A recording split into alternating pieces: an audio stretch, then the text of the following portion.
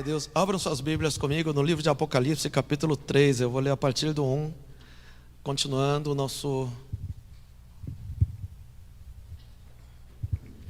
A palavra aqui é um estudo também do livro de Apocalipse. Eu vou dar continuidade do Apocalipse, capítulo 3. Eu vou ler a partir do 1.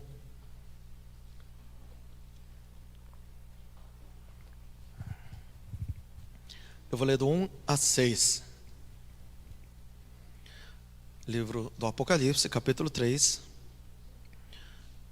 do 1 a 6. A palavra de Deus diz assim: Ao anjo da igreja em Sardes escreva: Estas são as palavras daquele que tem os 7 Espíritos de Deus e as 7 estrelas. Conheço as suas obras. Você tem fama de estar vivo, mas está morto. Esteja atento, fortaleça o que resta e que estava para morrer, pois não achei suas obras perfeitas aos olhos do meu Deus. Lembre-se, portanto, do que você recebeu e ouviu. Obedeça e arrependa-se. Mas se você não estiver atento, virei como ladrão e você não saberá a que hora virei contra você. No entanto, você tem aí em Sardes uns poucos que não contaminaram as suas vestes. Eles andarão comigo vestidos de branco, pois são dignos. 5. O vencedor será igualmente vestido de branco. Jamais apagarei o seu nome do livro da vida, mas o reconhecerei diante do meu Pai e dos seus anjos. Aquele que tem ouvidos, ouça o que o Espírito diz às igrejas. Amém. Amém. Glória a Deus. Boa noite a todos. Saudações com a graça e a paz do Senhor. Amém. Amém. Já cumprimentou o seu irmão do lado? Deus te ama, eu te amo também. Boa noite. Glória a Deus. Amém. Continuando a palavra do Apocalipse, capítulo 3, carta à igreja de Sardes. Como eu sempre falei, essa carta está sendo escrita para a nossa igreja agora e para nossas vidas, nossa família agora. Amém? Essa palavra o Senhor está dizendo agora para você. Amém? Fala para o seu irmão do lado: irmão, fica atento, é para você essa palavra. Ao anjo da igreja em Sardes escreva: Essas são as palavras daquele que tem 7 Espíritos de Deus e as 7 estrelas. Conheço as suas obras. Você tem fama de estar vivo, mas está morto. A palavra de Deus diz: Eu conheço as suas obras. Para todas as igrejas ele tem falado. E aqui mais uma vez o nosso Senhor Jesus está dizendo: Conheço as suas obras. Eu conheço as suas obras. Jesus conhece as suas obras? Jesus conhece você? Jesus te conhece? Amém. Tem certeza? Como é que Ele te conhece? Porque Ele te fez e te formou. Tem alguma coisa que Deus não sabe de você? Mas você sabe que às vezes, mesmo assim, a gente tem coisa que a gente quer esconder de Deus, né? Olha que ignorância, né? Pode esconder do pastor, mas de Deus não, jamais, não vai conseguir de jeito nenhum. E a palavra de Deus diz: conheço as suas obras. Os irmãos já ficaram mais espertos, né? Isso quer dizer o quê? A igreja de Sardes, eles tinham obra ou não? Eles tinham obra ou não? Tinha, tanto que ele falou: conheço as suas obras. E mais uma vez eu vou perguntar para você: quais são as obras que você quer apresentar ao Senhor? Se Jesus voltar hoje, Jesus está voltando hoje, quais são as obras que você quer apresentar? Quais são as obras que você pode apresentar? Ainda bem que não vê hoje, né? Ainda bem que não vê hoje. Então nós temos que ter obras para apresentar ao Senhor. É que outro dia um jovem falou para mim: pastor, então, eu preciso estudar, então eu não sei qual obra que eu quero apresentar, eu posso apresentar diante do Senhor. E como é que faz? Tem que parar de estudar para apresentar a obra ao Senhor? Eu falei: não. Você é jovem ainda. Qual a sua profissão? Estudante. Sabe o que Deus vai pedir de você? Que você obedeça aos seus pais. Tem obedecido aos seus pais? Né? Estudante tem que estudar, não é isso? Tem dedicado nos estudos? Ou tem tentado elaborar para colar mais fácil? Né? Então, Deus vai avaliar na sua função. Sua função. Se é marido, tem feito o papel de marido de forma correta? Esposa tem feito o papel de esposa? Uma das primeiras coisas que Deus vai perguntar, eu tenho certeza, é isso. É isso. Filho, você obedeceu seus pais? Marido, você amou sua esposa? Esposa, você obedeceu seu marido? Né? É coisa básica. Deus vai perguntar sim. O quanto nós temos obedecido ao Senhor? Porque isso é mandamento. Deus está perguntando, não que você tem que abrir igreja igual a igreja de Sardes, e você tem que apresentar obra. Nós temos que apresentar nossa obra do jeito que, onde eu estou, da forma que eu estou vivendo. Você tem obras para apresentar? Amém? É isso que a palavra de Deus está dizendo. Conheço as suas obras. Só que aqui nesse caso, já começa com a paulada, né? Você tem fama de estar vivo, mas está morto. Ele disse, você tem nome de que está vivo. Você tem fama de estar vivo, mas está morto. O que quer dizer isso? Eles estavam mortos mesmos? Não. Não. Espiritualmente, a igreja de Sardes estava morta. E você? Você está vivo ou está morto diante de Deus? Como é que você está? Como é que você está? Você está vivo ou morto? Espiritualmente vivo ou espiritualmente morto? Né? Só que aqui a gente vai ver por que a igreja de Sardes estava morto espiritualmente. Porque era a igreja do Senhor. Eram irmãos que tinham salvação igual todos nós aqui temos, amém? Alguém tem dúvida da sua salvação? Se você tiver dúvida, depois do culto me procura na minha sala. A gente precisa conversar bastante. Eles eram a igreja. Deus está falando com a igreja. As pessoas que já creem no nome de Jesus, que estão na igreja.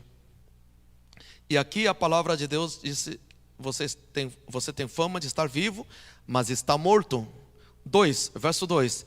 Esteja atento e fortaleça o que resta e o que estava para morrer. Pois não achei suas obras perfeitas aos olhos do meu Deus. É bem parecido com outras igrejas também, né?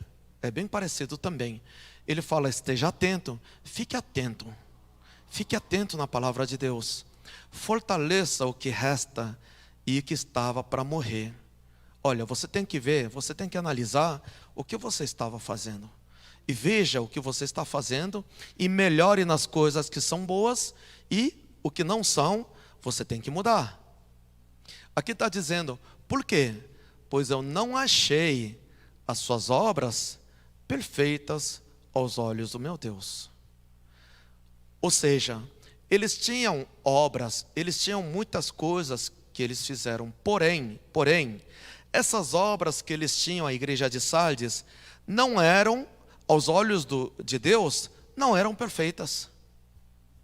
Eles faziam muita coisa, só que para os olhos do Senhor não eram perfeitas. O que você está fazendo? Será que para os olhos de Deus, não é para o olho do pastor, não é para os olhos do vizinho, do açougueiro da esquina, não. É para os olhos do Senhor.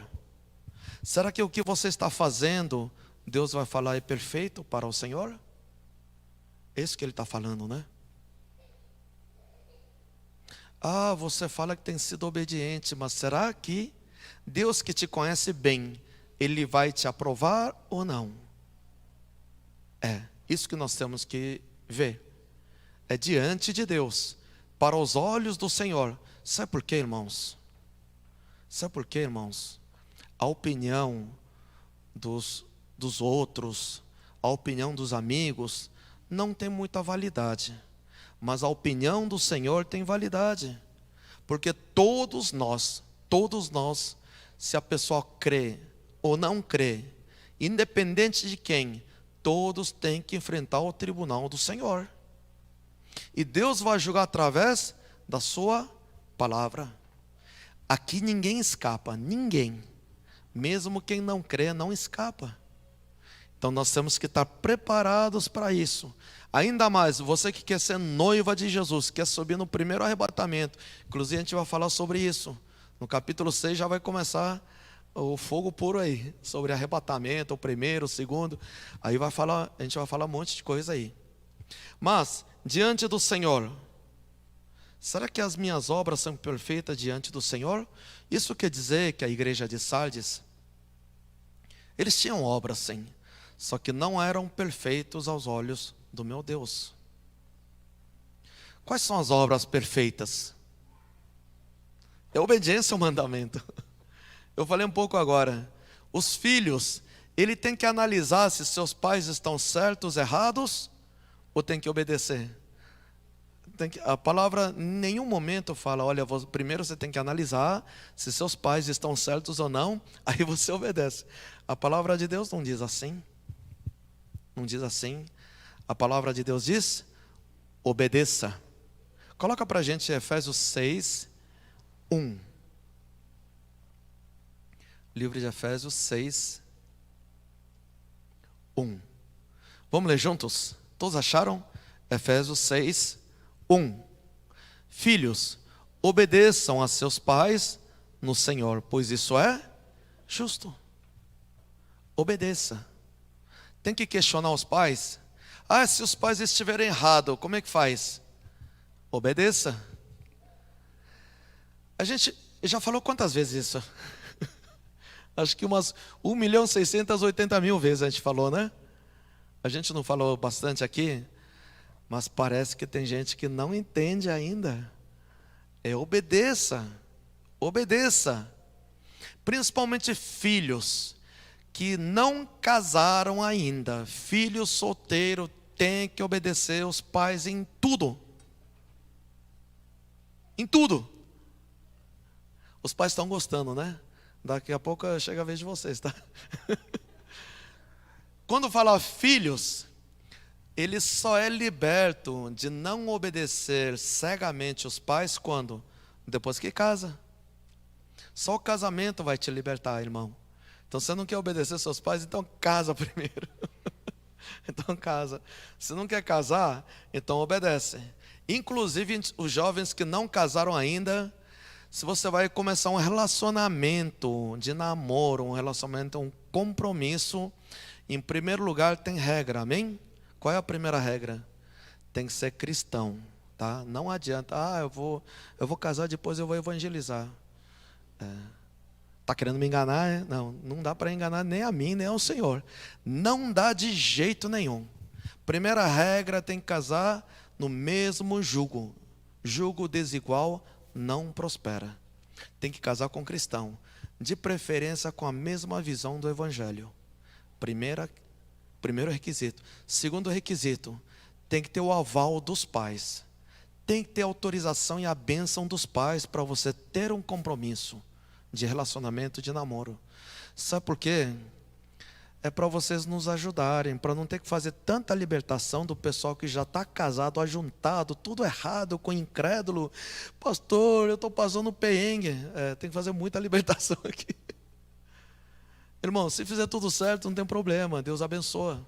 Já tem que começar o namoro sob a bênção do Senhor, que é estar debaixo da bênção dos pais.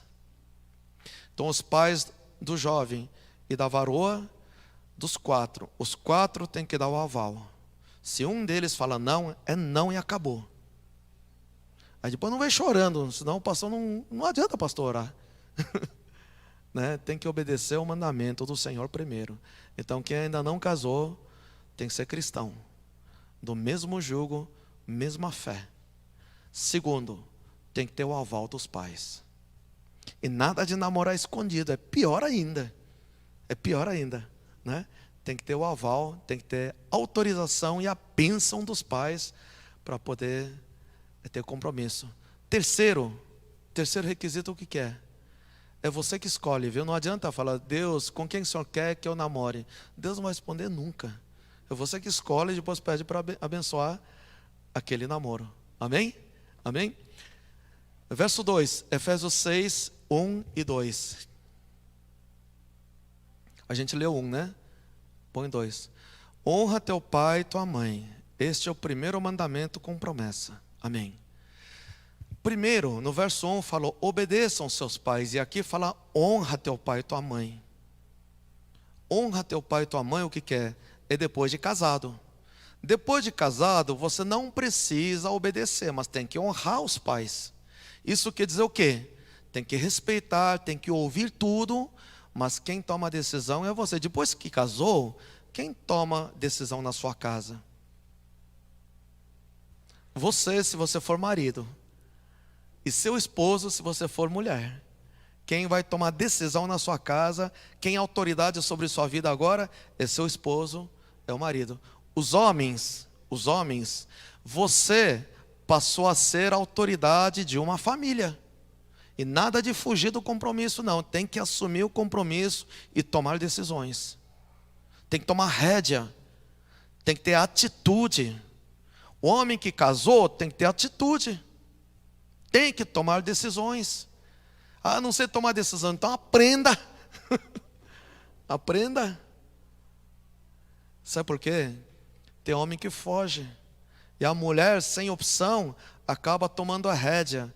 E a posição está invertida dentro de casa. É Jezabel e Acabe. Aí dá tudo errado.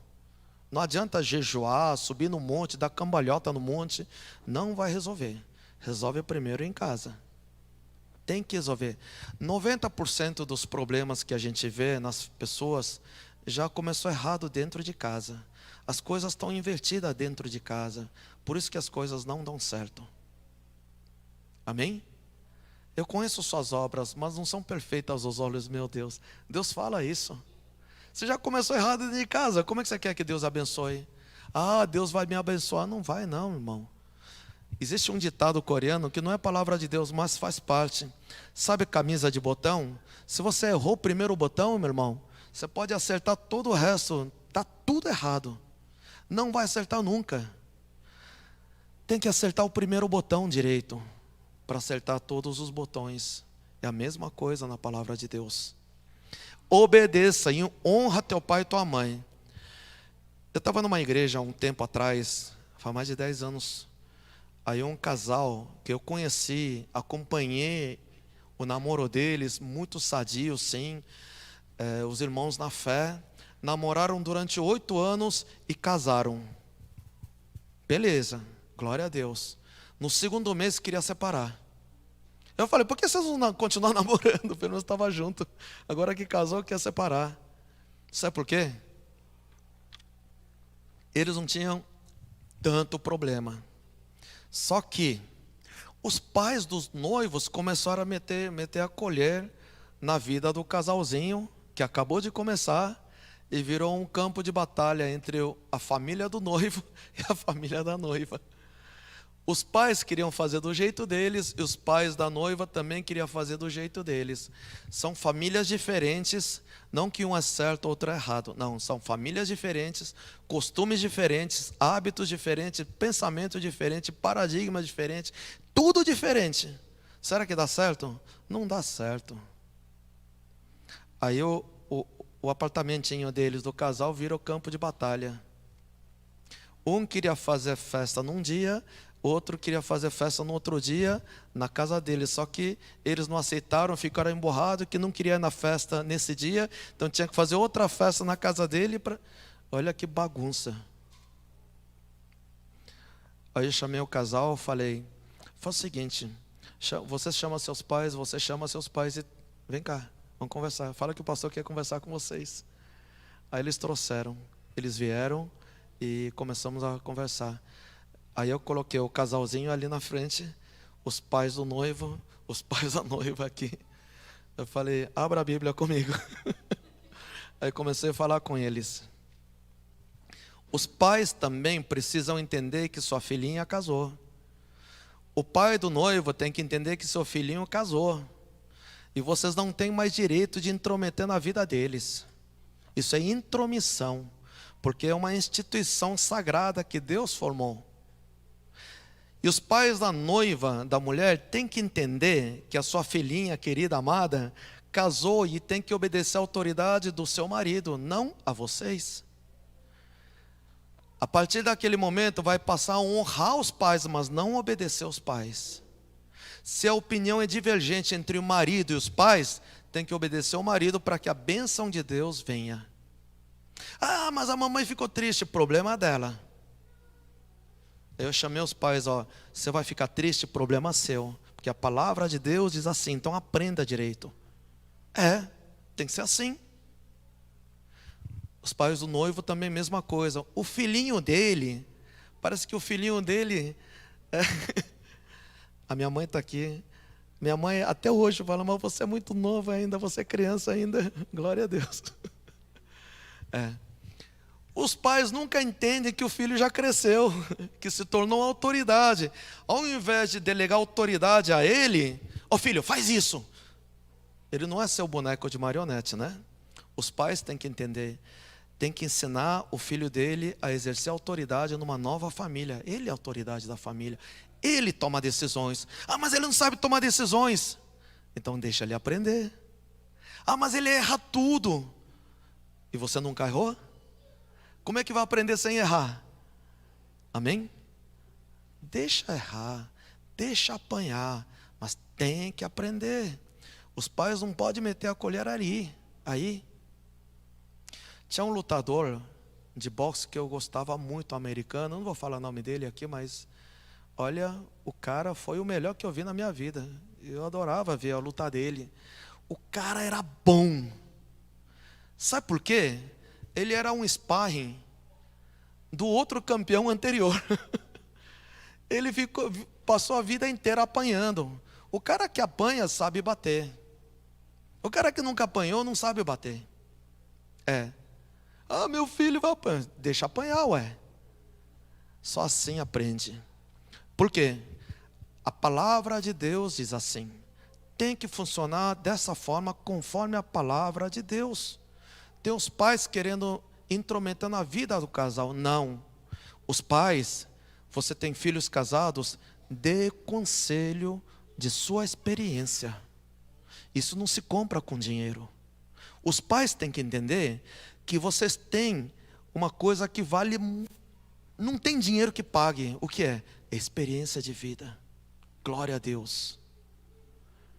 E a sabedoria por causa da idade. Então dê conselhos, não mande nos seus filhos. Tem que dar conselho só, é até aí. Mas não manda seu filho, sua filha fazer isso, aquilo, não. Eles têm que aprender a tomar decisões e fazer. Errou, fala glória a Deus, agora eles aprenderam. Na próxima não vai errar mais. É isso que a gente falou com os pais. E os filhos têm que tomar posicionamento. Eu falei, filho, você, marido, toma atitude, a decisão é sua. Oh, pastor, mas às vezes não sabe, então pergunta para os seus pais que são experientes, para você tomar a decisão correta. Mas a decisão é sua. E a esposa, siga seu marido. Você pode dar opiniões, você pode perguntar para os seus pais que são mais experientes, e fala para o seu marido, porque ele precisa de informação para tomar decisão. Mas não intrometa na decisão dele, você vai junto com ele. Mesmo sabendo que ele vai errar, então deixa ele errar, deixa ele quebrar a cara, para ele aprender. Aí sim ele vai aprender. E nós tivemos essa conversa ali. Depois disso, até hoje, eles estão bem agora. Estão bem, a família está bem. Nunca mais tiveram problema. Porque é falta de informação muitas vezes. Irmãos, nós temos que fazer a nossa obra, tem que ser perfeita diante dos olhos do Senhor. Parece que não vai dar certo, mas se nós fizermos conforme o que diz a palavra de Deus, não tem erro, porque é o Senhor que vai fazer. Então nós temos que aprender a obedecer a palavra de Deus. Por quê? Por causa do Senhor. Por causa do Senhor. Ele é o nosso Senhor e Salvador. Ele é nosso Deus. Amém? 3. Voltando ao Apocalipse 3:3. Apocalipse 3:3. Amém. Vamos juntos? Lembre-se, portanto, do que você recebeu e ouviu.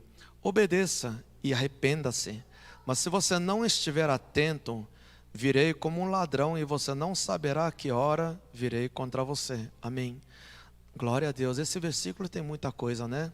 Mas eu vou falar rapidamente. Lembre-se do que você recebeu e ouviu e obedeça e arrependa-se das coisas erradas. Mas se você não estiver atento, eu virei como um ladrão e você não saberá a que hora virei contra você. Isso quer dizer o quê? A gente já viu sobre isso, né? O primeiro arrebatamento é só para a noiva de Jesus, que vai vir como ladrão à noite, né? Jesus vai voltar de duas formas, não é isso? Jesus vai voltar duas vezes em dois arrebatamentos, amém? Os irmãos creem nisso? Não? Então vai ter duas voltas de Jesus. Um no começo da grande tribulação e um no final da grande tribulação, na sétima trombeta, amém? Só para refrescar a memória, vamos ver rapidamente 1 Tessalonicenses 5. Porque isso aí a gente tem que repetir várias vezes para cair a ficha. Muitas vezes não cai a ficha não. 1 Tessalonicenses 5, eu vou ler de 1 a 3. 1 Tessalonicenses, capítulo 5. Eu vou ler a partir do 1.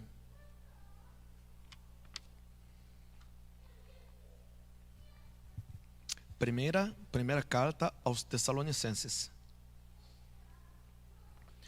Mas tem algumas coisas que pode ser que o irmão, é a primeira vez que está ouvindo, possa não entender, mas depois eu vou repetir várias vezes, porque vai encaixar com capítulo 6, capítulo 7, capítulo 8, capítulo 20, 21, 22, até o final do Apocalipse, o irmão vai conseguir enxergar bem todo o Apocalipse.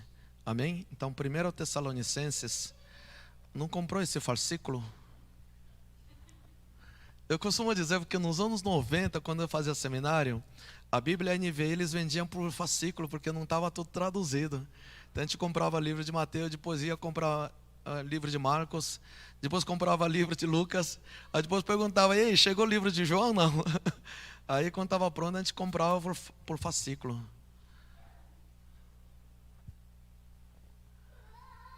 Primeiro Tessalonicenses 5. Não tem uma manivela do lado?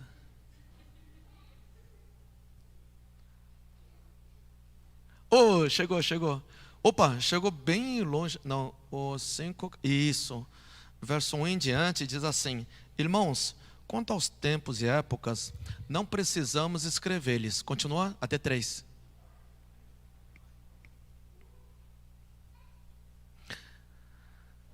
Pois vocês mesmos sabem perfeitamente que o dia do Senhor virá como ladrão à noite. Quando disserem paz e segurança, a destruição virá sobre eles de repente, como as dores de parto à mulher grávida, e de modo nenhum escaparão. Esse é o primeiro arrebatamento ou o segundo arrebatamento? Esse é o primeiro ou o segundo? Esse é o primeiro, né? Primeiro vai vir como ladrão à noite. Somente as noivas irão subir. Somente as primícias vão subir.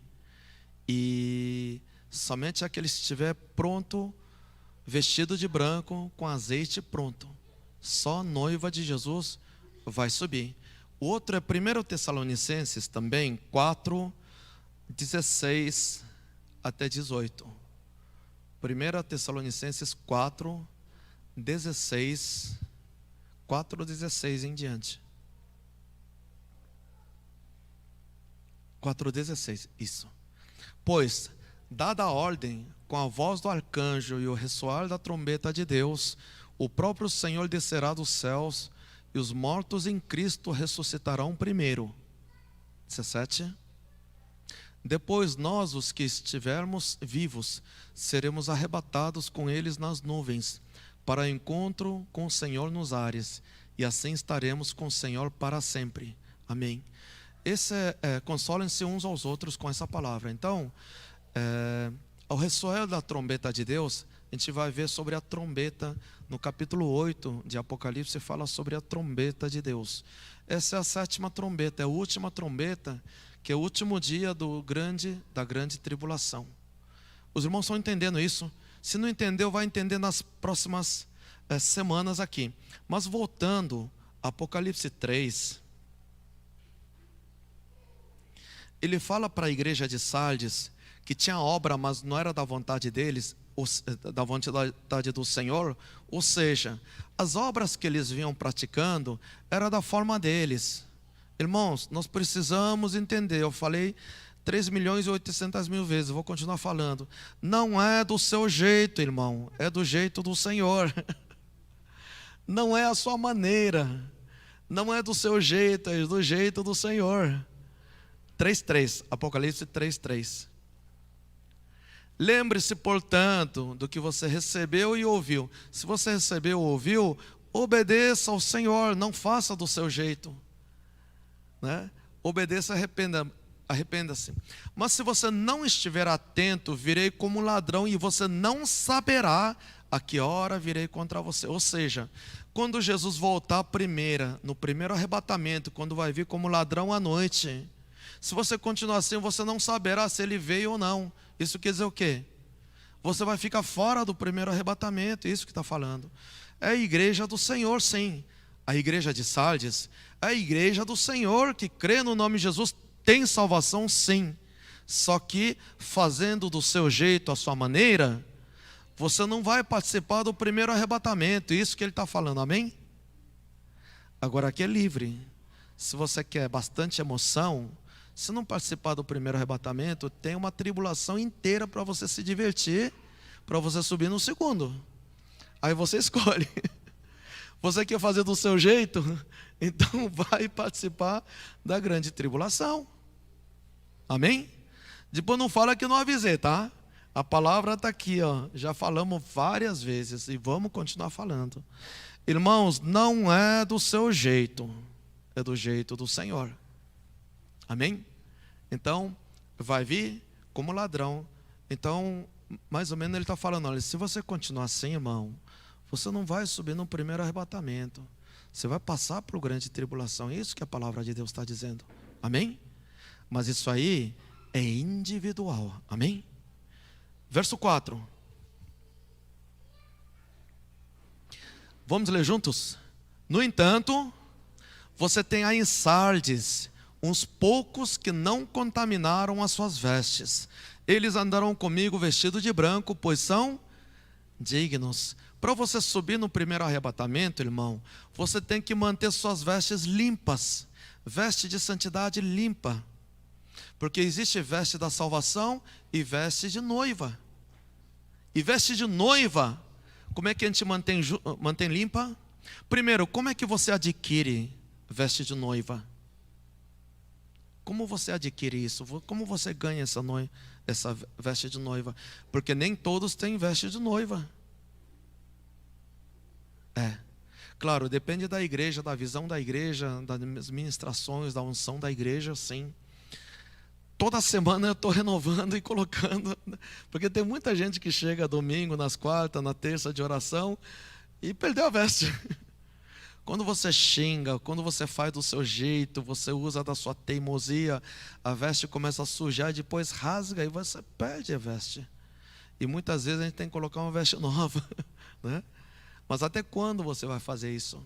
Não, você tem que aprender a manter as vestes e lavar as vestes. Primeiro, o que é manter as vestes do Senhor? Coloca para a gente Apocalipse 19, versos 7 e 8. Para que você tenha vestes brancas e mantenha vestes brancas.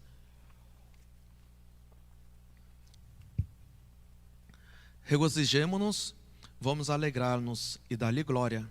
Pois chegou a hora do casamento do Cordeiro e a sua noiva já se aprontou. Para vestir-se, foi-lhe dado linho fino, brilhante e puro. O linho fino são os atos justos dos santos. Amém. As vestes brancas, vestes de noiva, são atos de justiça dos santos. Amém? Os irmãos entenderam isso? São atos justos dos santos. O que são atos justos dos santos? O que é uma atitude de justiça? Lembra o que é justiça diante de Deus?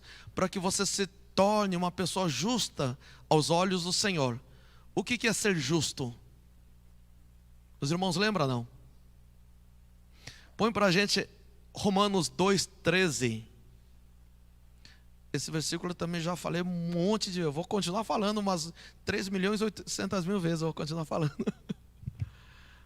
Romanos 2,13. Vamos ler juntos? Romanos 2, 13, vamos ler juntos? Porque não são os que ouvem a lei que são justos aos olhos de Deus, mas que obedecem à lei, estes serão declarados justos. Amém. Não adianta você conhecer a palavra, não adianta você ficar decorando a palavra se você não pratica a palavra. Os justos são aqueles que obedecem à lei do Senhor.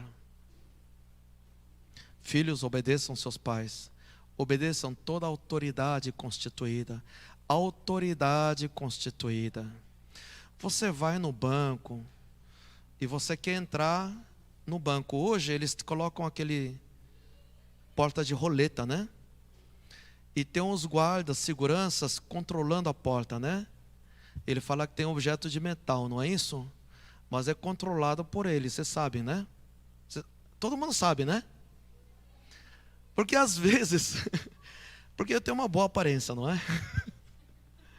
O sujeito da frente, coitado, um morenão assim, bem robusto, e tem cara assustador, igual o nosso pastor Heber. E o cara estava querendo entrar, coitado. O cara tinha que ficar quase pelado para dizer que não tem nada. E eu tinha um monte de metais, celular, chave, bolo. E quando eu entro, eu passo. Não porque sou bonito, mas isso é controlado. E as pessoas ficam revoltadas, não é isso? Tem gente que entra com a bolsa, a mulher, tem mulher que passa, tem boa aparência, passa. Agora, tem mulher que não sei lá qual o padrão deles lá, manda abrir toda a bolsa, revirar a bolsa e não deixa passar. E o pessoal fica com muita raiva, não é isso? Tem muito vídeo passando por aí. Só que tem uma coisa que nós temos que entender. Quem é a autoridade naquele pedaço? Quem é a autoridade ali? É o guarda que está lá, é o segurança. Então, se ele mandar revirar a bolsa, você tem que fazer o quê? Você tem que revirar. E você pode achar ruim, não? Não, não tem que achar ruim. Nós temos que entender o princípio de autoridade, isso aí. Ali, aquela pessoa é autoridade. Nos Estados Unidos, no aeroporto de Nova York, eu estava querendo voltar ao Brasil. Quando eu estava passando pela alfândega ali, eu tinha esquecido que na minha mochila tinha uma garrafa de água. E não pode. O líquido, mais de 100 ml, você não pode entrar no avião com líquido, principalmente voo internacional. Eu tinha esquecido que tinha água, uma garrafa de água novinha. Aí o alarme apitou. Eu naquele momento eu não entendi. Aí a mulher que estava lá, segurança, gentilmente, não foi tão gentilmente. Falei, deixa eu ver sua bolsa, abre. Aí eu abri. Aí saiu a garrafa de água. Aí eu falei, desculpa. Eu falei, esqueci. Mas eu posso tomar essa água aqui? Eu quero tomar aqui. Aqui não é lugar de tomar água, não. Joga fora. Gritou comigo. E o que eu fiz? Eu gritei com ela também? Você tá doido? Eu falei, ok. Porque ali ela é a autoridade. Se ela está gritando, não, problema dela. E eu tenho que fazer o quê? Tenho que obedecer a ela. Mas, por lei, eu poderia reclamar, porque aquela água é minha. Se eu entrasse em juízo com mandado de segurança, e o juiz chegasse ali, ele poderia deixar eu tomar água, porque a água é minha. Eu não posso entrar com a água, mas eu poderia tomar água. Só que a mulher que estava lá, deve ter brigado com o marido de manhã, ela não estava de bom humor, né? Então ela gritou comigo, aqui não é lugar de tomar água, não. Eu falei, ok. Porque ela é autoridade, estando certo ou não, é autoridade. Ela falou não, é não. Eu falei, ok. Ela pegou e jogou no lixo. Eu falei, ok, eu vou embora. Você não tem que achar ruim. Naquele pedaço, ela é a autoridade, você tem que obedecer. Se eu entrar no banco, se eu entrar em algum lugar, repartição pública, se eu entrar numa loja, existe autoridade naquele pedaço. Você tem que obedecer. Se eu estou recebendo uma aula, o professor está falando, ele é autoridade. Você não pode ir contra a autoridade, porque toda autoridade é constituída pelo Senhor. Se o professor falar não, é não e acabou. Mas eu posso. Não, não pode. Não pode. Quando a gente desobedece à autoridade, o inimigo entra. O inimigo tem legalidade para entrar. Ah, mas ele está... Não, eu posso. Não, não pode, irmão. Independentemente se está certo ou errado, não pode. É princípio de autoridade. Dentro de uma cozinha, quem é a autoridade? É o chefe. Se o chefe falou, tem que ser daquele jeito.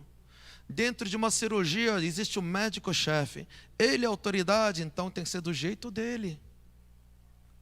Dentro do banheiro, quem está tomando conta daquele banheiro, em banheiro público sempre tem que ser do jeito dele.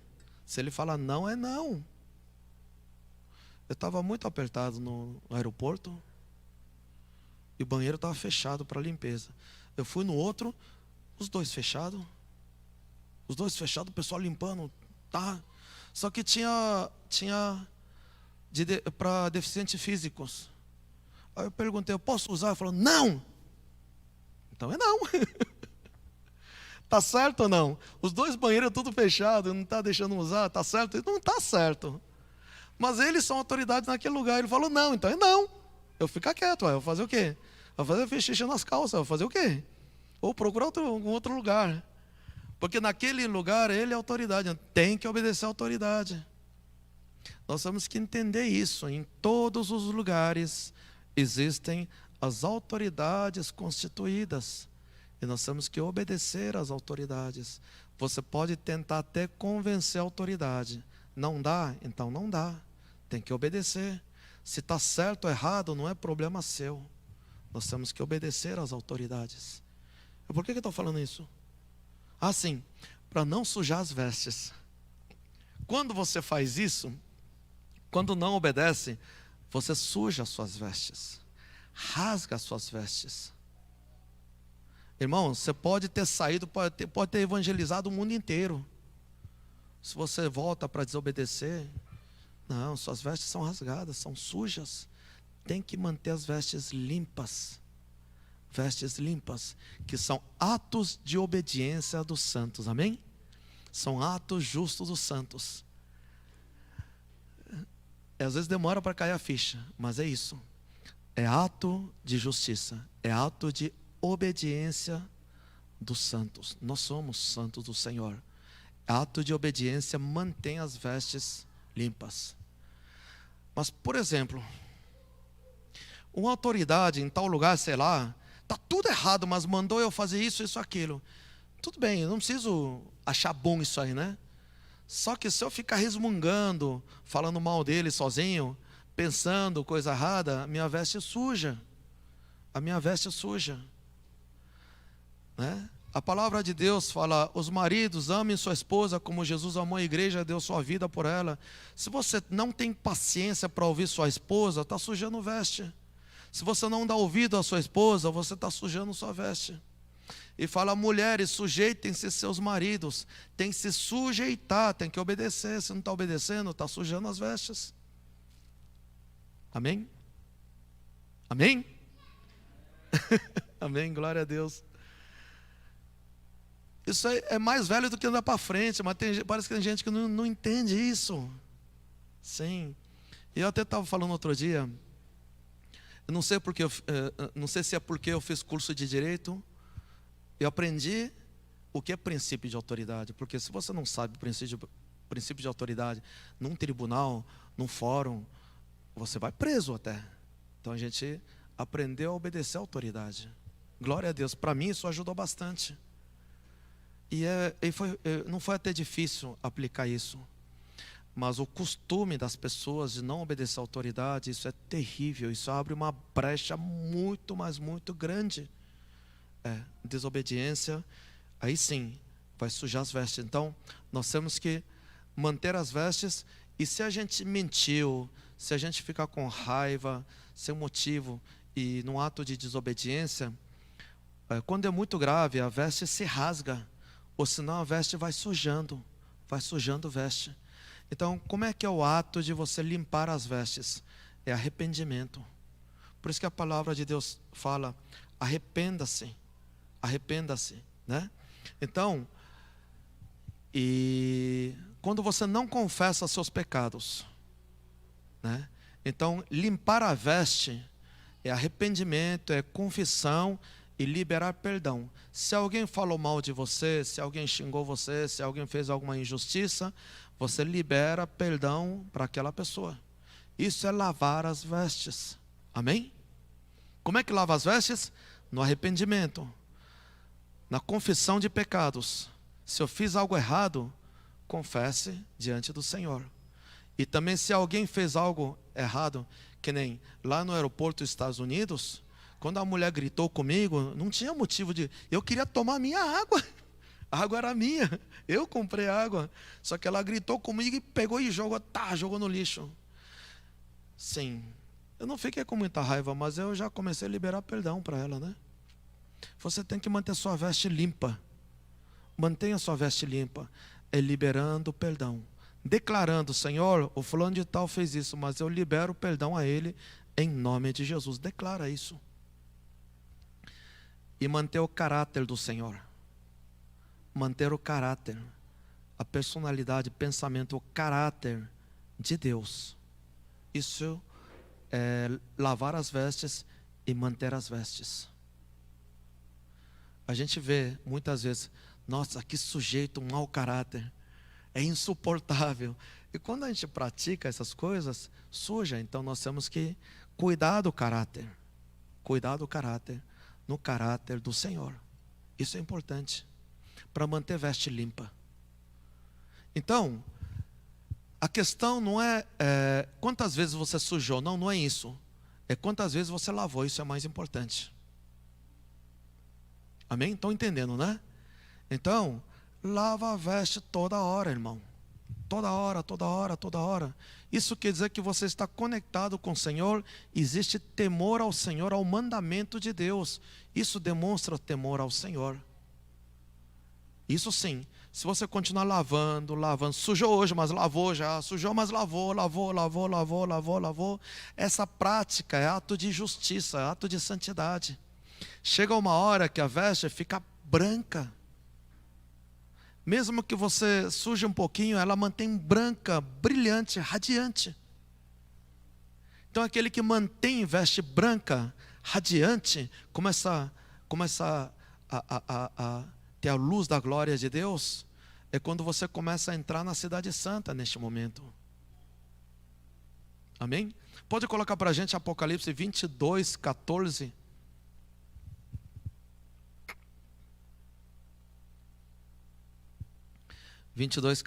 Vamos ler juntos?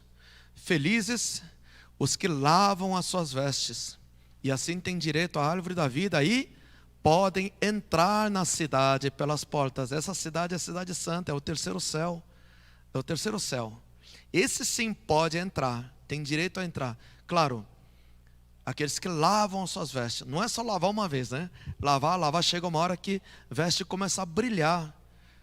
Quando é assim, de tanto fazer, de tanto cuidar do caráter, da obediência, não chega a sujar tanto.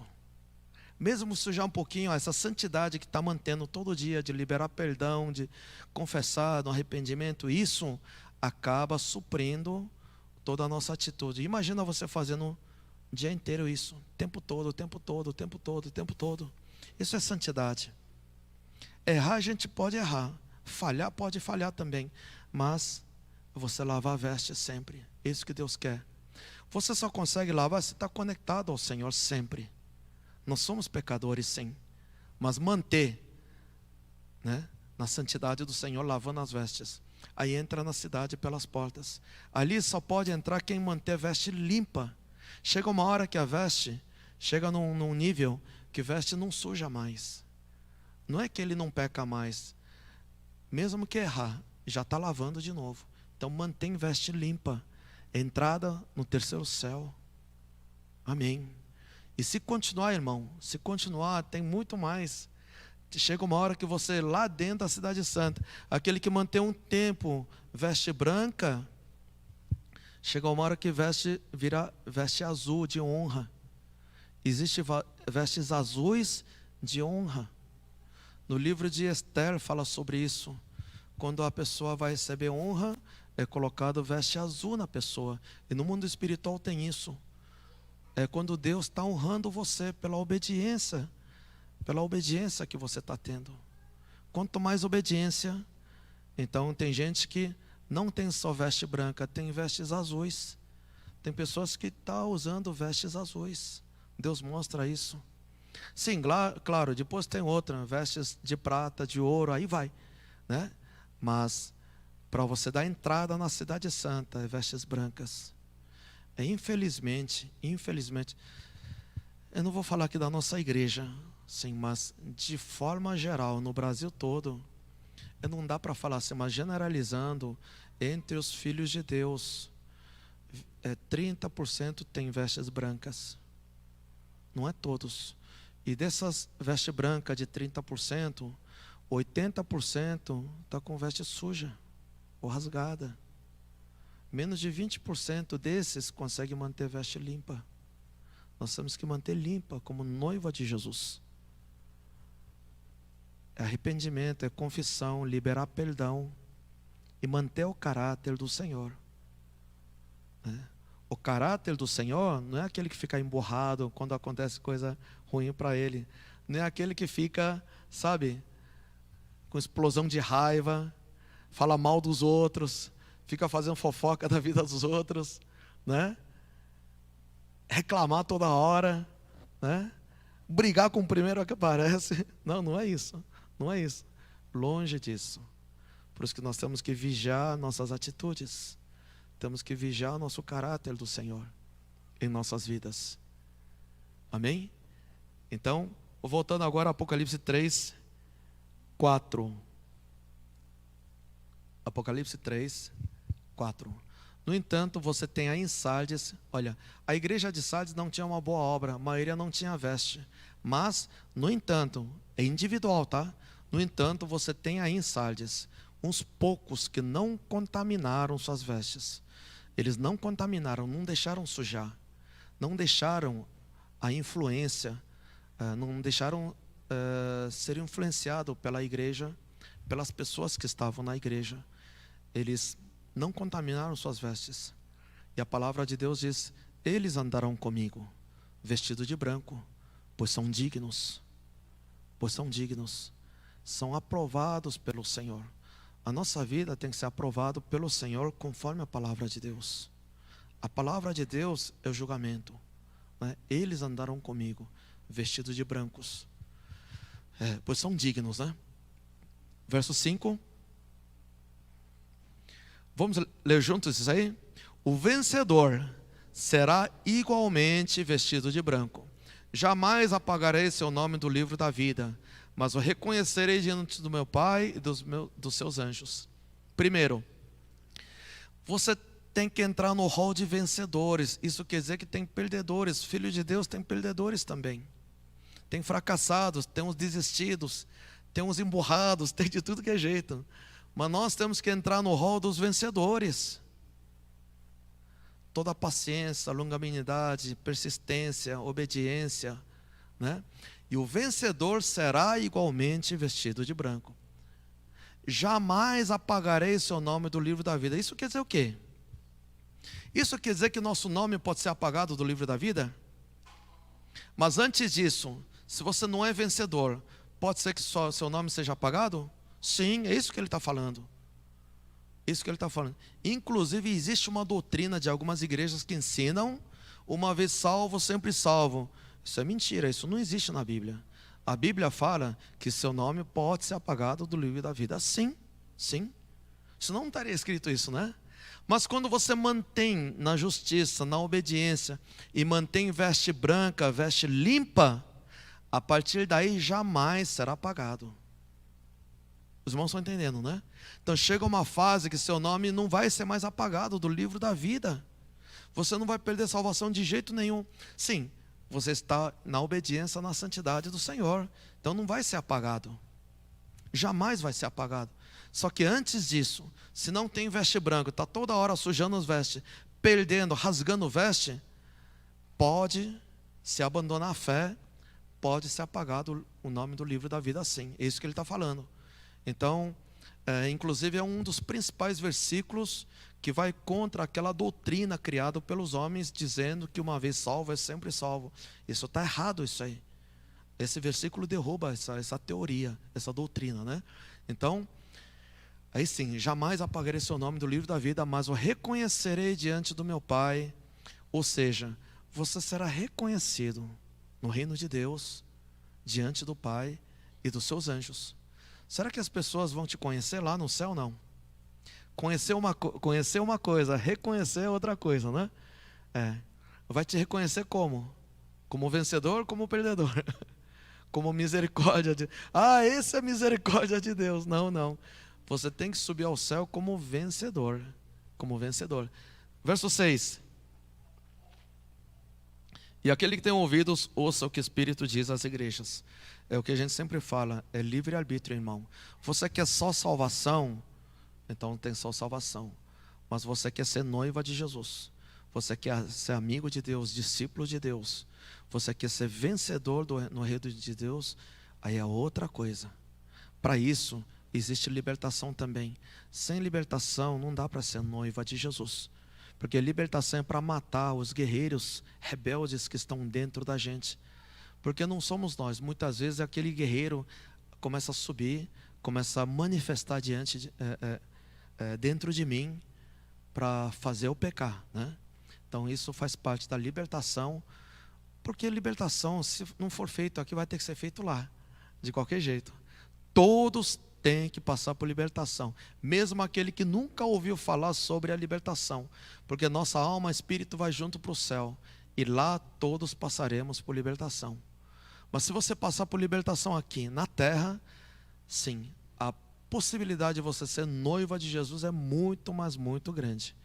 Então, não fuja de libertações, não é obrigatório, mas não fuja de libertação.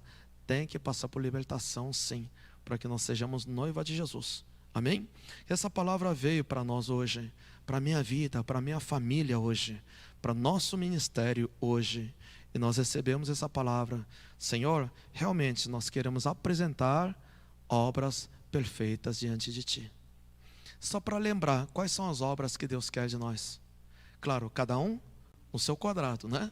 Mas de forma geral, a igreja tem que estar engajado nisso.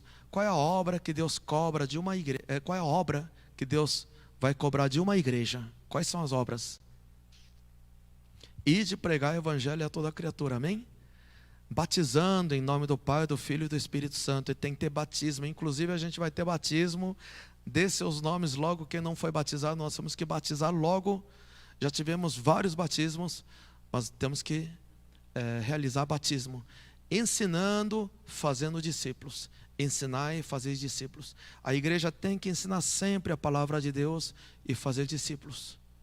E esses sinais acompanharão os que crerem em meu nome, expulsarão demônios, falarão novas línguas, e imporão as mãos sobre os doentes, serão curados. Esses são os principais mandamentos que Deus quer de uma igreja.